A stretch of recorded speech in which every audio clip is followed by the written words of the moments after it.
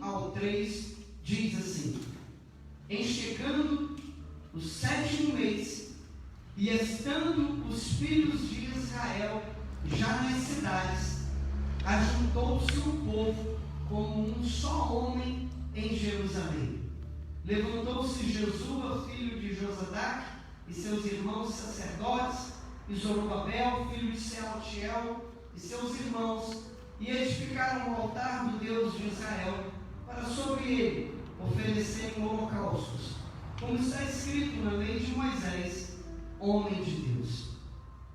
Firmaram o altar sobre as suas bases, e ainda que estavam sob o terror dos povos de outras terras, ofereceram sobre ele holocaustos ao Senhor de manhã e à tarde. Que o Espírito de Deus fale ao teu coração nessa noite, através da minha vida, em nome de Jesus. Que todo impedimento, toda ansiedade, preocupação que possa estar tentando roubar a palavra do Senhor do nosso coração nessa noite, que tudo isso perca sua força em nome de Jesus. Amém? Irmãos, irmãs, ao lermos esse texto, ao ler esse texto nessa tarde, algumas coisas saltaram aos meus olhos. Esse texto, ele apresenta para nós como que o povo, como que os judeus se comportaram depois de saírem do exílio e chegarem em Jerusalém. Ficaram no exílio da Babilônia durante 70 anos, longe de casa, longe do templo. Mas eles foram, por uma intervenção divina, libertos. Foram soltos, a vida deles, aquilo que os prendia, foi solto, porque houve uma intervenção de Deus. Deus despertou o espírito de um imperador chamado Ciro. E agora o povo de Israel, então, o povo de Judá, então, volta. Os filhos de Israel voltam para Jerusalém, voltam para as cidades do território de Judá.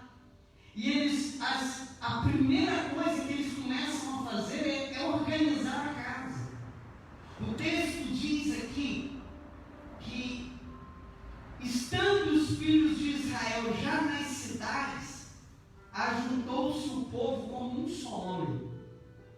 Aproximadamente 3 meses depois, quando o texto diz assim, em chegado o 7º mês, não quer dizer que é o 7º mês que eles estavam já em Jerusalém, não é isso. É que quando chegou o 7º mês, que para o calendário judaico representava ao mês de setembro e outubro, o 7º mês aqui não é que eles já estavam na terra por 7 meses, mas é que eles estavam no mês de setembro, outubro. Setembro ou outubro. Eles estavam, na verdade, eles já tinham retornado para Jerusalém há 3 meses. E durante esses 3 meses, eles nada fizeram para o templo ser restaurado.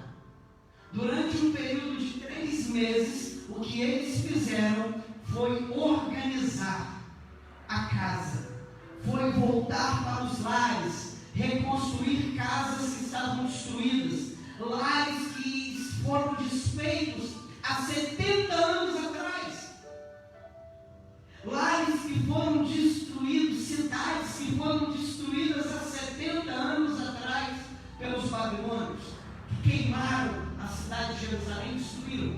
E agora, 70 anos depois, eles voltam para Jerusalém.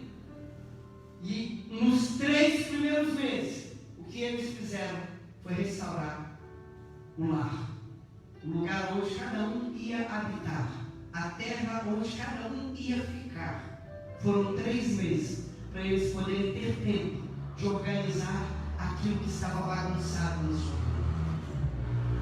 Hoje pela manhã nós lembramos que nós ficamos aproximadamente 3 meses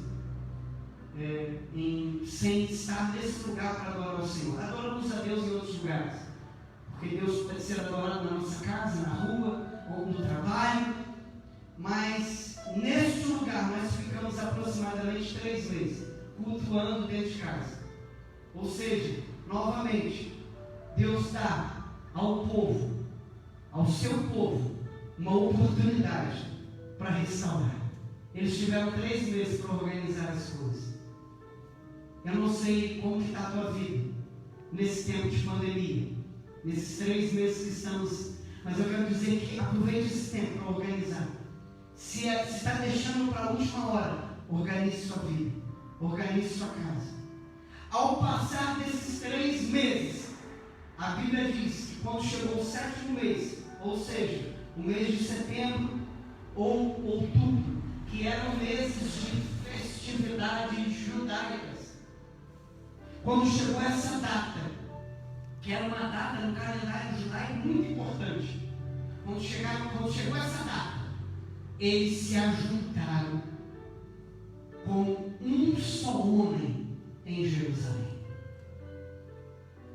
Eles se reuniram, se ajuntar aqui indica reunião, indica também que se ajuntaram num lugar seguro. 3 meses depois, eles se ajuntam, eles se reúnem, e aquele lugar escolhido para eles estarem reunidos, era um lugar para eles seguro, onde se viesse de repente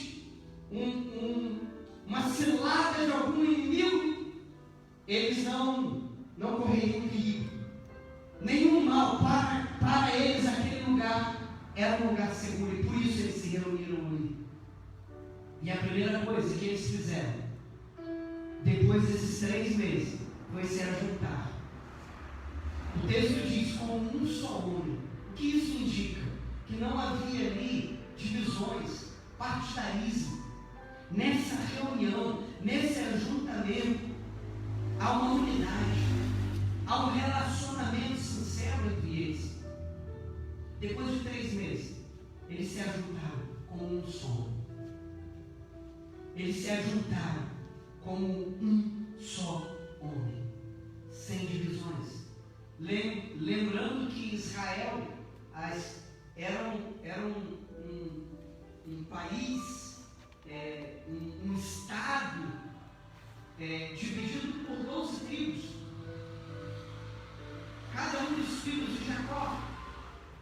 Mas nesse momento agora que eles retornam, não existe essa questão de tribo entre eles.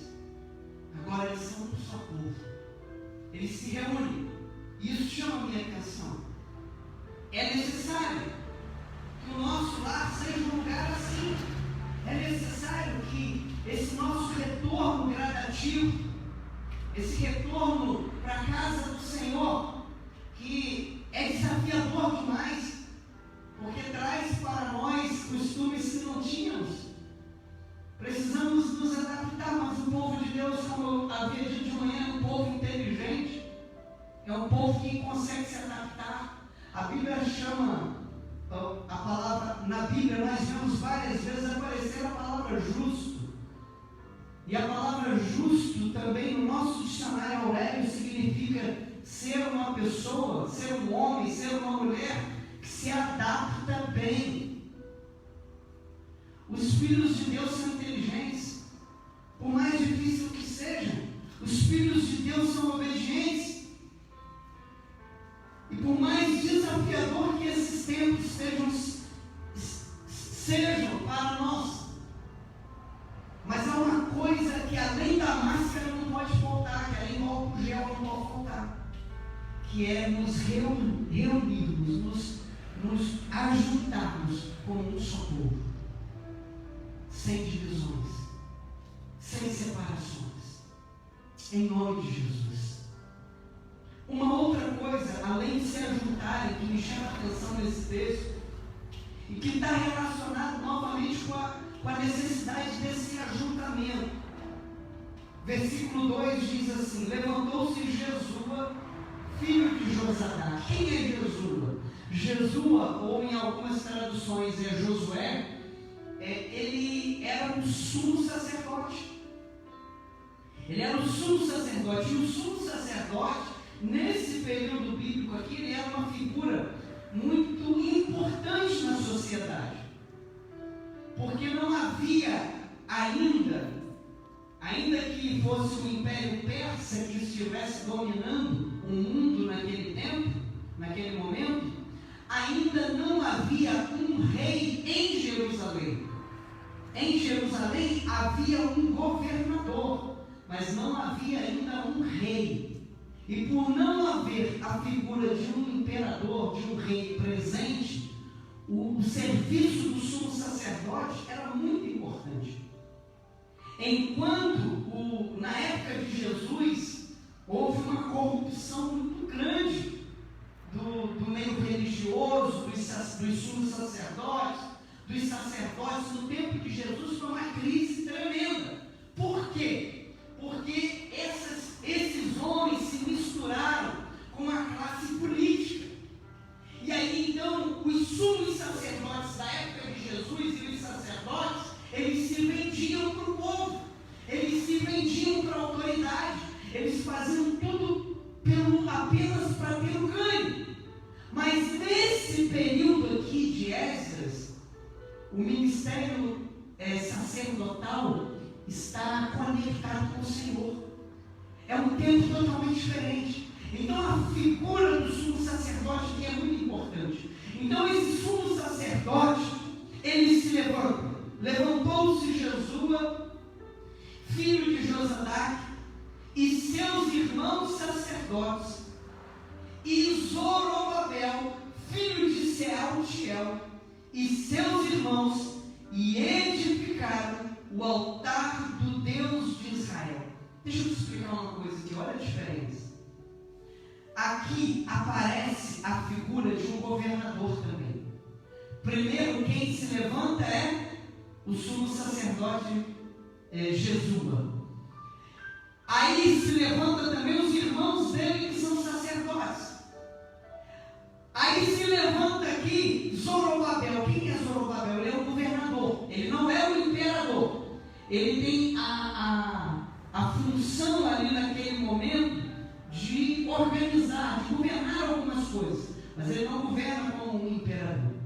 Nesse tempo aqui, o sumo sacerdote, ele é alguém tão importante que ele influencia. Ele não é influenciado pela política. O que nós temos hoje? Muitos sacerdotes de Deus influenciados pela política. Hoje em dia, quem se levanta é o governador e ele dita as regras e a igreja acaba tendo que fazer o quê? Obedecer.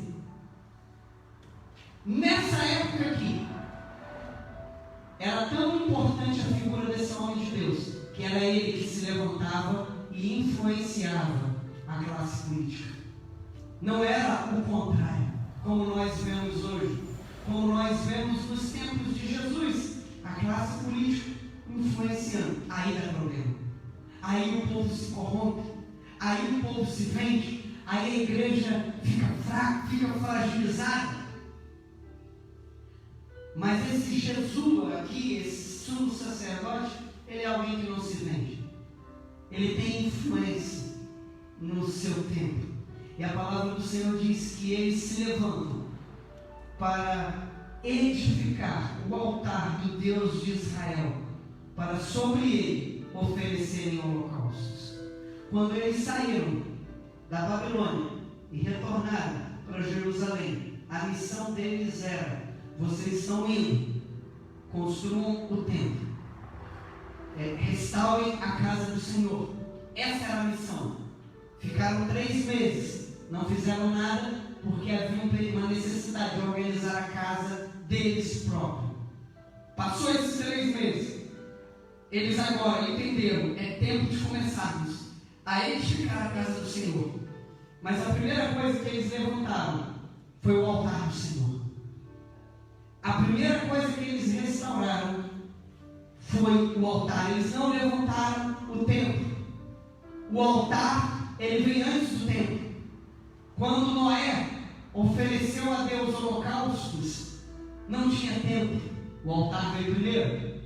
Quando Deus falou com Moisés e deu ordens a Moisés, ainda no deserto, para a construção do tabernáculo. O altar veio primeiro, novamente, do que o templo.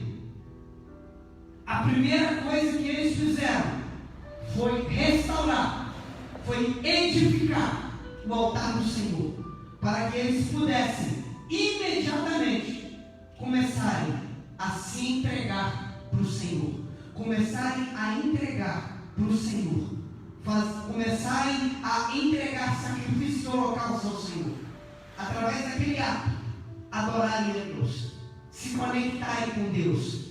O altar era um lugar onde o povo se conectava com Deus. O que me chama a atenção nesse versículo 2 é que eles edificaram esse altar como está escrito na lei de Moisés, homem de Deus. Eles não edificaram o altar conforme eles queriam. Como que é fazer como está escrito na lei? Eles sabiam que aquele era um templo, que era necessário, era um retorno para a sua terra. Eles sabiam que eles tinham que fazer como Deus mandava fazer. E durante muito tempo, sabe o que levou Israel para o exílio? Sabe o que levou Israel para ficar 70 anos na Babilônia, sem país, sem o templo, vendo os parentes morrendo? Sabe o que levou o rei babilônico, Nabucodonosor, quando eles entraram em Jerusalém? Isso nós encontramos no livro das Crônicas dos Reis. Quando eles entraram em Jerusalém, eles dizimaram a população. Velhos, crianças, mulheres grávidas, eles não respeitaram ninguém dos babilônios. Por que isso aconteceu? E aí, quando a gente vai ver a história do povo, você vai ver que eles faziam as coisas, eles levantavam os altares, eles levantaram o templo, mas eles faziam da maneira como eles queriam, do jeito deles. E durante muito tempo isso prosperou, meus irmãos e irmãs. Fazeram do jeito deles durante muito tempo, isso seguiu, deu certo. Mas para Deus, isso não agradava a Ele. Agora, quando eles estão de volta e vai edificar um altar, eles fazem segundo a lei de Moisés. E segundo a lei de Moisés, é fazer tem medida, tem centímetros, tem largura, tem medida de largura, tem medida de comprimento, tem medida de altura que tem que ser respeitada. Ah não, mas Deus entende, não tem essa. Tem que ser na altura, na largura e no comprimento de Deus, como Ele disse para Moisés. Aproximadamente o altar, ele era quadrado. Ele tinha 5 côvados. Então de largura e de comprimento, e de altura 3 côvados. Um côvado é aproximadamente 45 centímetros. Ou seja, o altar, ele tinha que ter de largura 2 metros e 20, 2 metros e 25. Ele tinha que ter de comprimento 2 metros e 20, 2 metros e 25. E ele tinha que ter de altura 1,35 metro aproximadamente. Eu tenho 1,62 m, deixa eu ver, 1,35 m. 1,35 m, aproximadamente isso aqui. Não é? Essas eram as medidas. Você encontra isso no livro de Êxodo, capítulo 38, no livro de Êxodo, capítulo 27. Tinha a madeira que tinha que fazer, era madeira de acácia. Tinha que fazer a pá, grelha, tudo do jeito que Deus falou, porque senão estava errado. Eles entenderam isso.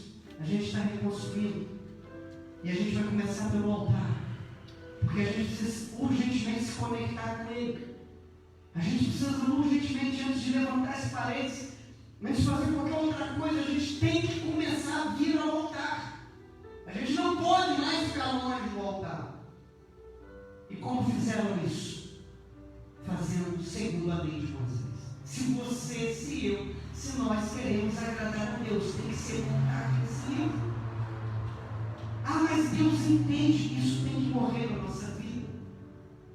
Ele é misericordioso, Ele é, mas Ele é Deus zeloso. E nós brincamos, a nossa geração vem brincando com o Senhor há muito tempo. Há muito tempo a gente tem deixado as coisas para resolver lá na frente. Enquanto o Senhor já disse como Ele queria que fosse feito. Isso me chama a atenção. Eles queriam se conectar. E eles foram fazer como a lei do Senhor. E por fim, para encerrarmos, a Bíblia diz que eles firmaram o altar sobre as suas bases, ainda que estavam sob o terror dos povos de outras terras. Ofereceram sobre ele holocaustos ao Senhor, de manhã e à tarde. Era real. Quando o povo de Israel voltou para Jerusalém, para o território de Judá, havia um perigo real. Os povos vizinhos odiavam aos judeus, porque os judeus, eles eram o povo de Deus, e só por ser povo de Deus, os judeus também deram muitos motivos para isso, né? Eles também ajudaram muito nas perseguições que sofreram. Ajudaram não fazendo como Deus queria, ajudaram porque às vezes compravam brigas com quem não era para comprar briga, né? Saíam propalando para todo mundo: somente a gente é povo de Deus, somente a gente tem Deus. Eles ajudaram muito nas perseguições que sofreram, mas só por ser povo de Deus eles já sofriam bastante, muito. O terror era real, o perigo era real. Porém, muitas vezes a obra do templo, ela não foi avante. Há textos aqui, você vai ver lá no versículo 8 de Esdras, que eles, aproximadamente, eles levaram, depois que eles construíram o altar, depois que eles construíram esse altar, eles tinham que ter dado o próximo passo, que era ir para a construção. Mas a Bíblia diz que eles ficaram 2 anos ainda para começar. Eram muito vagarosos no agir, para tomar uma decisão, para fazer algo.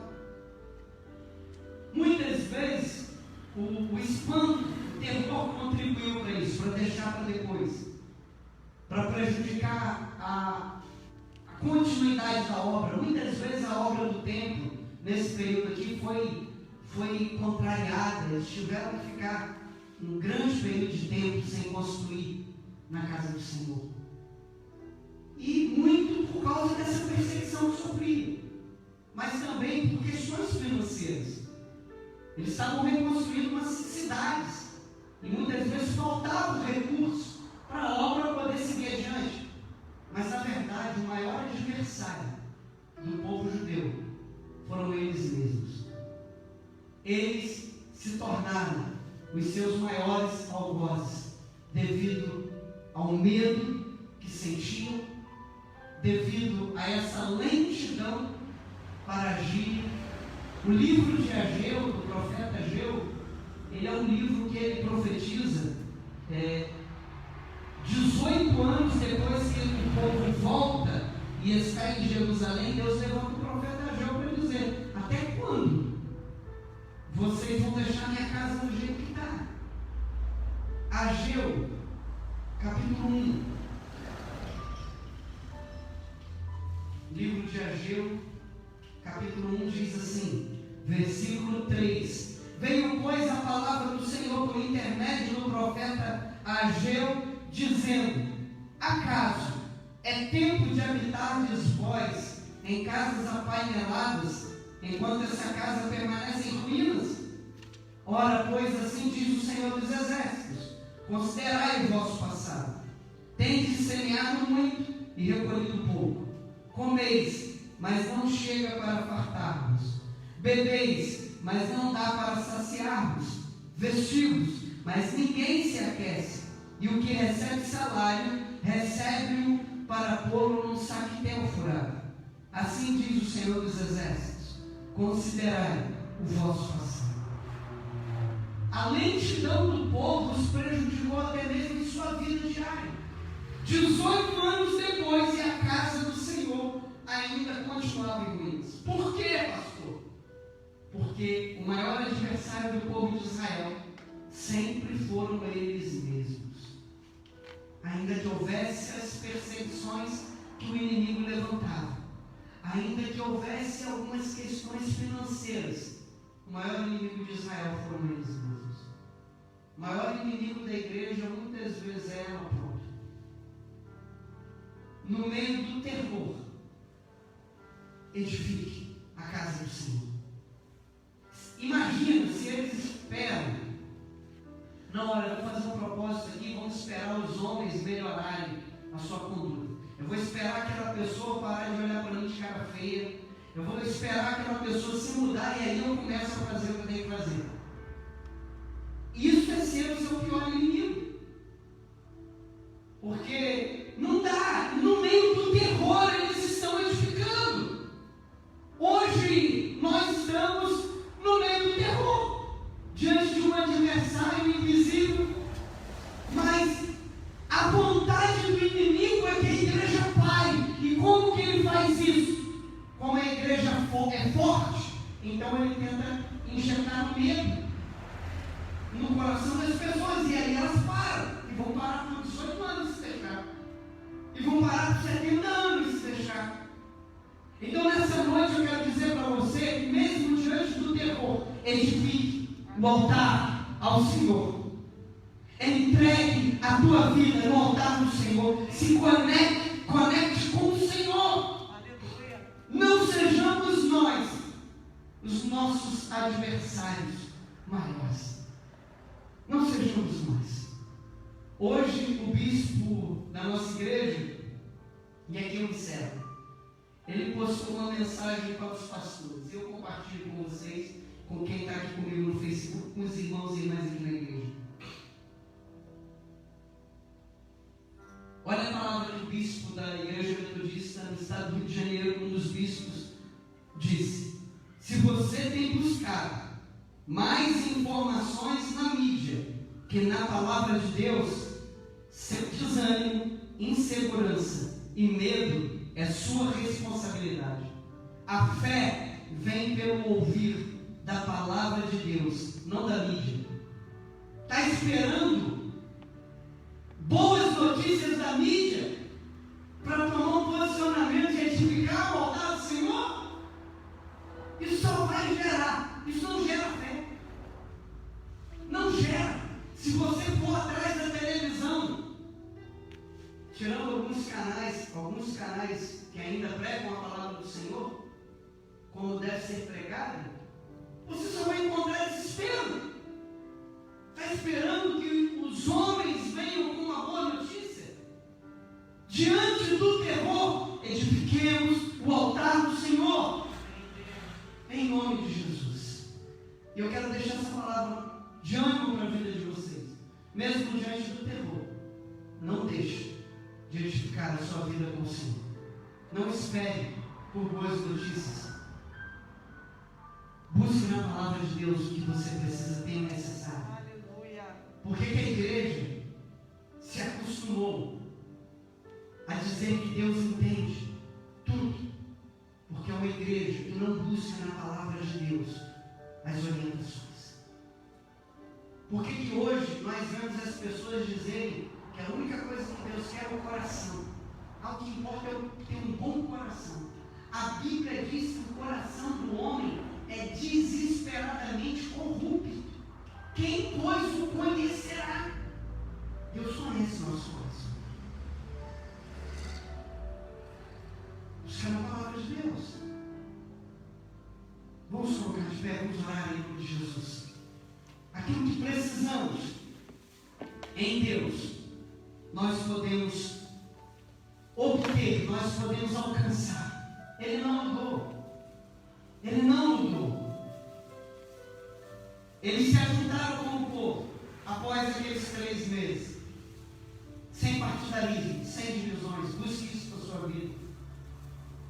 Busque isso para a sua vida, na sua casa, no seu lar, na igreja, sem divisões, sem partidarismos. Nos reunirmos como um só homem, seja 10 pessoas, 5, 6, sempre as mulheres são mais maiores. Até depois, isso não mudou ainda. Mesmo depois da volta da igreja não mudou. As mulheres são sempre maior número. Glória a Deus. Porque o ministério de vocês é vibrante na mão do Senhor. Mas edifiquem. Não deixe nada paralisar a construção dessa vida com Deus. Não deixe que o terror e o medo os paralise. Obedeça. Mas não deixe que isso paralise a vida de vocês. Em nome de Jesus. Estamos hoje aqui como um só homem, é a minha pergunta. Mas eu sou mulher, não, é. Um homem aqui agora é pessoa, é ser humano. Se a igreja ela retornar, e ela retornar como ela parou, nós não vamos ter aprendido nada. O povo de Israel aprendeu com o exílio, e agora retornaram como um só homem. Agora retornaram para fazer como a lei do Senhor. Agora retornaram para, mesmo diante do terror, se movimentar. E nós, diante disso tudo que passamos, e ainda possivelmente vamos enfrentar algumas coisas ainda, o que nós aprendemos? Que a nossa vida seja transformada em nome de Jesus. Amém? Feche seus olhos em nome de Jesus. Pai, eu quero fazer essa primeira oração nessa noite. Baseado nessa palavra, Pai, que encontramos no livro de Esdras. Há outras interpretações, há outras coisas que poderíamos aqui destacar. Mas para nós hoje, aquilo que Israel aprendeu depois do exílio, Senhor, é necessário que a Tua igreja, que nós que aqui estamos, que as famílias das nações, ó Pai, aprenda esses itens que são importantes. Ainda não é o fim, disse Jesus. Ainda não é o fim.